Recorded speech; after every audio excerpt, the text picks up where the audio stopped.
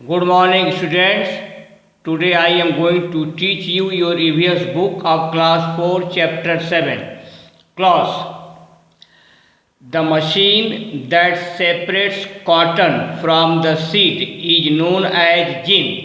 Machine जो कि कपास को बीज से अलग करता है, किसको जो है कपास को सीड यानी कि बीज से अलग करता है, उस मशीन को हम क्या कहते हैं? जिन कहते हैं।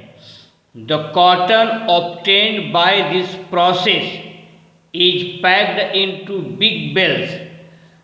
कपास को बीज से अलग करने के बाद जो कपास हमें प्राप्त होता है उसको पैक्ड इनटू बिग बेल्स, बड़ी गठरी में पैक कर दिया जाता है।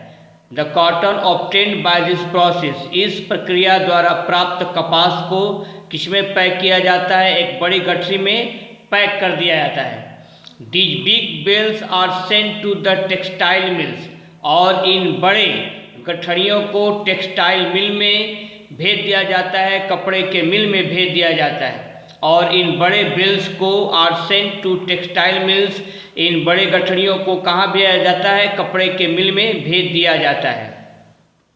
इन टेक्सटाइल मिल्स, कपड़े के मिल में, the cotton is cleaned, cotton कपास को साफ किया जाता है, एंड स्पन इनटू थ्रेड्स, और धागे में पिरोया जाता है। कपास को is cleaned, cotton is cleaned and spun into threads, कपास को साफ किया जाता है और धागे में पिरोया जाता है।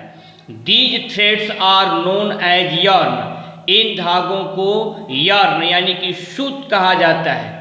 इन धागों को क्या कहा जाता है? यार्न, सूत कहा जाता है। This yarn is woven into cloth with the use of handloom और पावरलूम, इस सूत को हैंडलूम या पावरलूम के प्रयोग से कपड़े में बुन दिया जाता है। इस सूत को, इस यार्न को हैंडलूम या पावरलूम के प्रयोग से कपड़े में बुन दिया जाता है। This yarn is woven into cloth with the use of handloom और पावरलूम। अब आप अपनी कॉपी खोलेंगे, हिंदी एक्सप्लेनेशन आपका हो गया, अपनी कॉपी खोलेंगे, कॉपी में आज का डेट डालेंगे अगस्त 5, 2020। ऊपर क्या लिखेंगे? Chapter 7 clause A, answer the following questions, निम्नलिखित प्रश्नों का उत्तर दीजिए। पहला, what is gin? Question mark, gin क्या है?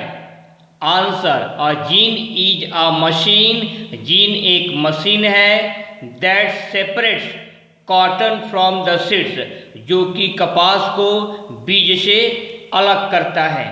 आप यहाँ से पूरा डेट चैप्टर 7 क्लॉज यहाँ से लेकर यहाँ तक लिखेंगे। मैं रुक रहा हूँ।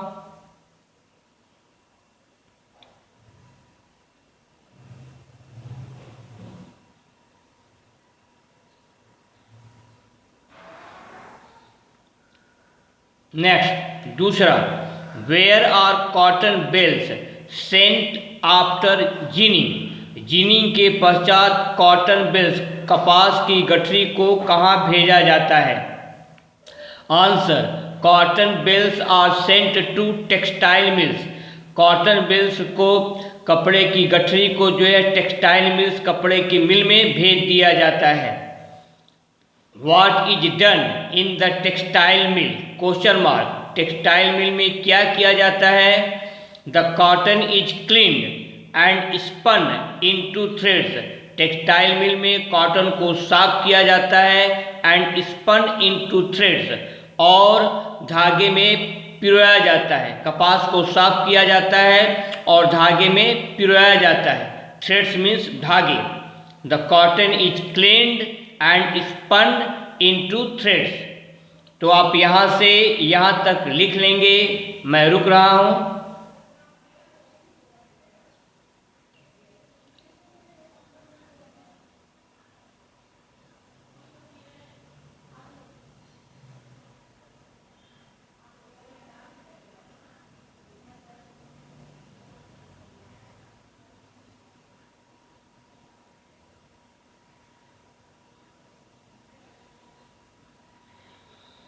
नेक्स्ट, आगे बढ़िए। 4. What is yarn? यार्न क्या चीज है? व्हाट इज यार्न या सूत क्या है? Answer, thread spun from the cotton is known as yarn. कपास से काता गया धागा, जो धागे कपास से काते जाते हैं उनको क्या बोला जाता है? उनको जो है यार्न बोला जाता है, सूत बोला जाता है। Thread, THREAD, spun from cotton, cotton से कपास से काता गया धागा इज नोन एज यार्न। पांचवा आपका है, how is yarn used? Yarn का प्रयोग कैसे किया जाता है? Answer, yarn is woven into cloth with the use of handloom और पावरलूम। सूत को हैंडलूम या पावरलूम का प्रयोग करके कपड़े में बुना जाता है। किस में बुना जाता है? कपड़े में बुना जाता है। Yarn is woven into cloth with the use of handloom और पावरलूम। तो आप यहाँ से 4 से लेकर 5 तक ये पूरा जो है अपनी कॉपी पर बोल बोल कर लिख लेंगे, स्पेलिंग मिस्टेक ना हो। रुक रहा हूँ।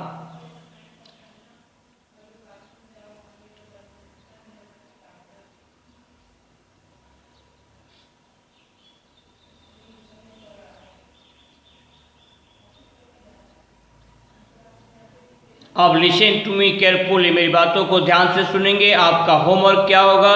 आपका होमवर्क है 1 to 5 क्वेश्चन आंसर कराया हूँ। इसको आपको होमवर्क की कॉपी में रीराइट करना है, दोबारा लिखना है। लिखने के बाद आपको लर्न करना है, अच्छी तरह से आपको लर्न करना है। आज के लिए बस इतना ही। बाकी आपका नेक्स्ट टर्म पर यूज योर टाइम प्रॉपरली, अपने समय का सही प्रयोग कीजिए। Be happy, B cheerful and ओबे योर पेरेंट्स, और अपने माता पिता का कहा माने। That's all.